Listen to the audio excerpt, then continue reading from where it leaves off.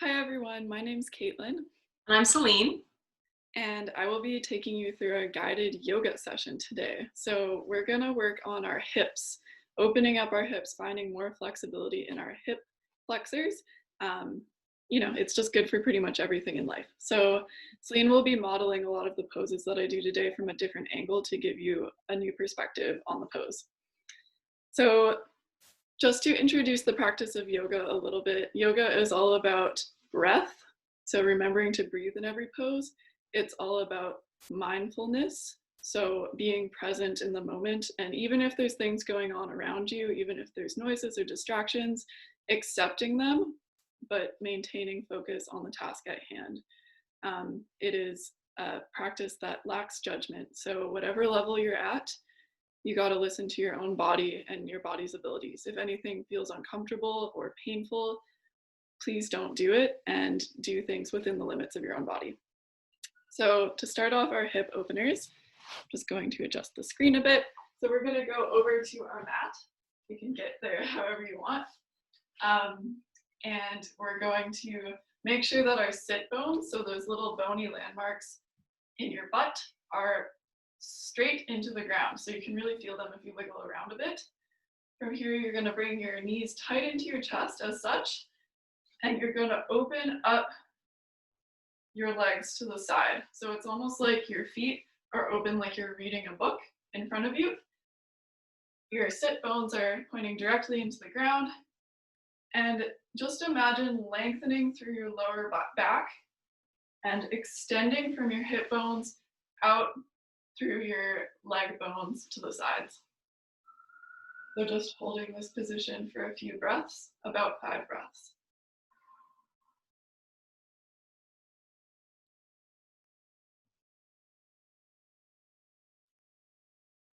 Breathe in, breathe out, lengthening through the spine, extending through the legs. And on a final exhale, you can use your hands without touching your knees because knees are fragile.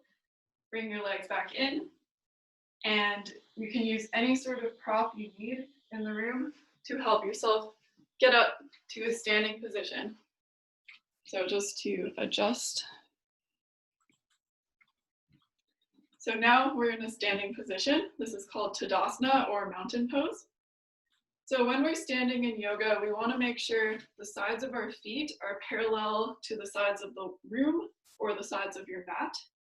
And we really want to focus on all 4 corners grounded firmly into the floor. So when I talk about all 4 corners of the feet, I mean the base of the big toe, the base of the little toe, and each side of the heel. So really grounding through all those 4 points, really visualizing that with parallel feet. And we're just going to stand here for a couple of breaths.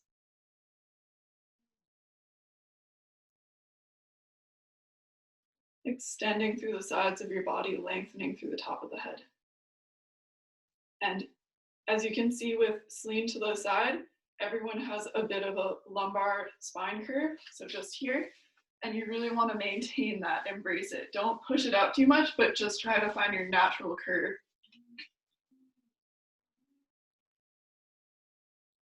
Great. All right. So staying in that position, next we're going to go into a position called Warrior 2. So stepping out with your left leg, you're going to step out to the back, just as Celine is.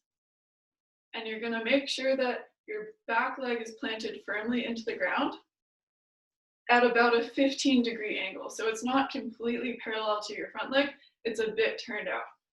Making sure your hips are parallel to the front.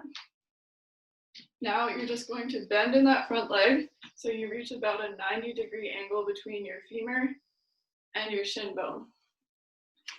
From here, you're just going to bend into that front leg and really trying to find straightness in the back leg, almost as if you're pressing down into the outer edge of the back foot. So you're really going to try to open up your hips. Here, I'll just move around. Open up your hips to the side and looking over that front hand. Good. So holding it here for a couple of breaths. Really opening the hips to the one side while looking over the front of your front hand. And when you're ready, you can stabilize in the front leg to bring your legs back together. Great.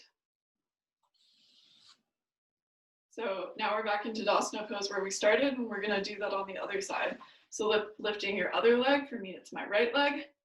I'm stepping back, back leg at a 15-degree angle, hip square to the front for now. And then as you bend your front leg, you're going to open up to the side. So you want to try and form a 90-degree angle with your front leg, opening your hips to the right side in this case. Another thing to note is you want your knee to be tracking over your second and third toe. So not too far in like this, or not too far out like that. Really, again, pressing all four corners of your feet into the ground. One last exhale, and on an inhale, you can come back to Tadasana pose. Great, so the next position, we're going to step out into that same sort of stance. So stepping your left leg back. And from here, you're gonna open your hips to the side. So for me, it's the left side. You're gonna put your arms out to the sides, straightening your front leg. You're going to reach forward and over your front leg. So you can hover in this position like Celine is, or you can use a block or your shin to stabilize you on the front. So here you should really be thinking of opening up through the side of the body and opening your chest to the side. Great. So one last exhale, stabilizing through the feet. You're going to come back up and step back into Tadasana pose. Great job. Okay, so the other side, lifting the right leg this time, stepping back, straightening the front leg, opening up the hips to the right, reaching over that front leg, and leaning down to either stabilize with a block or place your hand on your front shin and reaching up to the sky, opening up your chest to the right side. Great, breathing here. And one last exhale, stabling in your legs to come back up to a straight spine. And then stepping your feet together. All right, we're gonna do one last hip opener. And it's gonna involve bending the front leg a little bit more. So one last time, you're gonna step your left leg back. You're gonna open up your hips to the left side. And here you're going to bend your right leg like we did in Warrior Two, except you're gonna take your right arm and place it on your right thigh bone, and then sweep the left arm up the side of your body. So you really wanna make a diagonal line from the tip of your fingers to your back foot. So really opening up to the left side once again and bending in that front leg, stabilizing through the outer edge of the back foot. And on one last exhale, you can straighten everything back up, stabilizing in the front foot, transfer your weight, feet back together. Great job. All right, one last time. Other side, lifting the right foot to bring it back, 15-degree angle. Opening up the hips to the right side this time, bringing the arms up to the sides, bending in that front leg, placing your left arm on the upper part of your left thigh bone, and sweeping that right arm up over the side of you to create that diagonal line from the tips of your right fingers to your right back foot. Inhale and exhale. And one final inhale and exhale. And stabilize in the front leg to come back up. Square your hips to the front, stabilizing in that front foot to bring your feet back together to a Dandasana pose. So you're remembering all four corners of your feet. Great. Okay, so from here, we're actually going to be transitioning to the floor. So any which way you want to, you can use a chair to get back to the ground.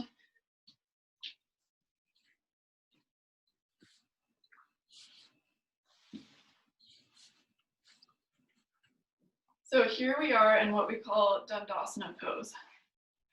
So Dandasana pose, just like in the beginning, you're going to have your sit bones pressing firmly into the ground.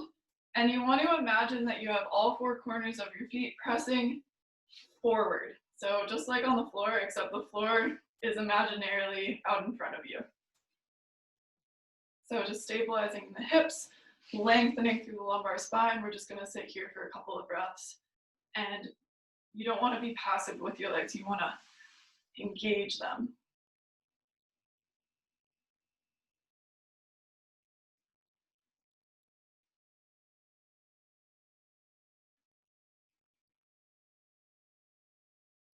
And one last exhale. And on an inhale, you're going to take your right leg, hold it by the calf muscle to avoid touching the knee, and push it out to the side, just like we did in the start with the frog's legs. This is like half of a frog's legs. The other leg is still in Dandasana position, all four corners of the feet pressing forward. So remembering those sit bones are still going directly vertically into the ground. And if you feel comfortable here, you can stay here. But if you want to take it a step further, lengthen through that lumbar spine and just walk over that straight leg. If you feel discomfort in this right leg, you can put a blanket or some sort of block under here.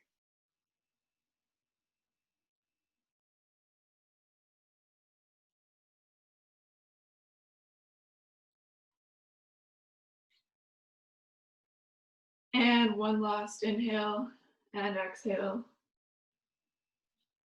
Coming back up to a straight spine if you weren't there already. Using your hand without touching your knee, bringing your knee back to vertical. And extending that leg out in front of you to switch legs to the other side. So pressing all four corners with your right leg, bringing your left knee in towards you, and then opening it up to the side to get that half frog's legs position. Great. So if you're happy here, stay here. If you need to put something under this left knee to stabilize it, by all means. If you want to take it further, extending through the lower spine, reaching up and over that straight Dandasana leg.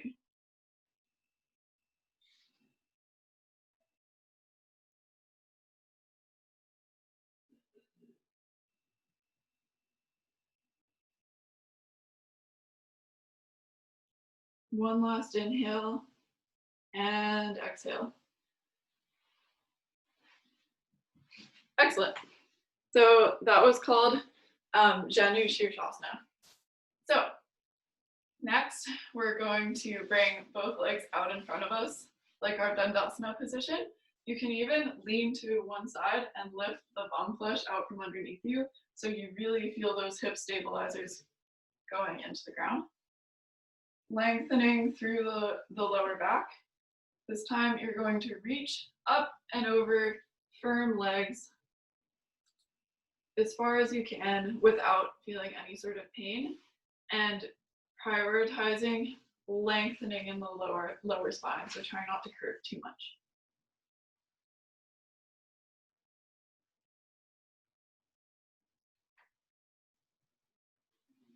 Breathe into the position.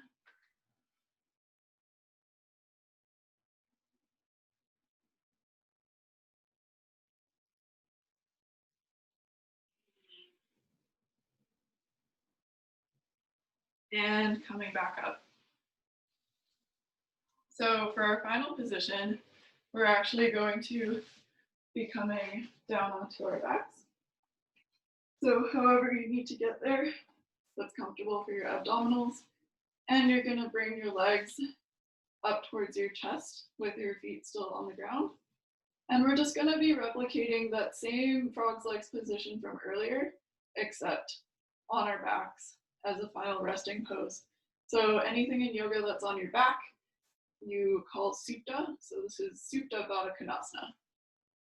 So from here, you can just spread your legs out to the sides like you did in frog's legs, except now you're on your spine. So here it's a little bit different. You want to try to maintain the natural lumbar curve of your spine, just as you did standing up. But you also want to pretend like your sit bones are now going down towards your feet instead of into the ground.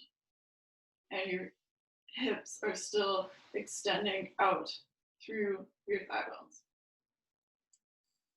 So we'll just lay here for a couple of breaths.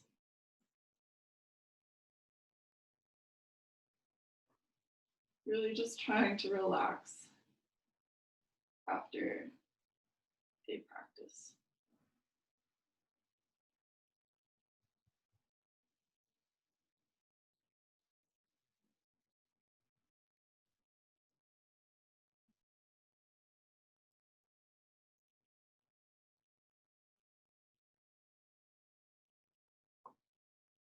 You can stay here for as long as you feel you need to, even after the video ends.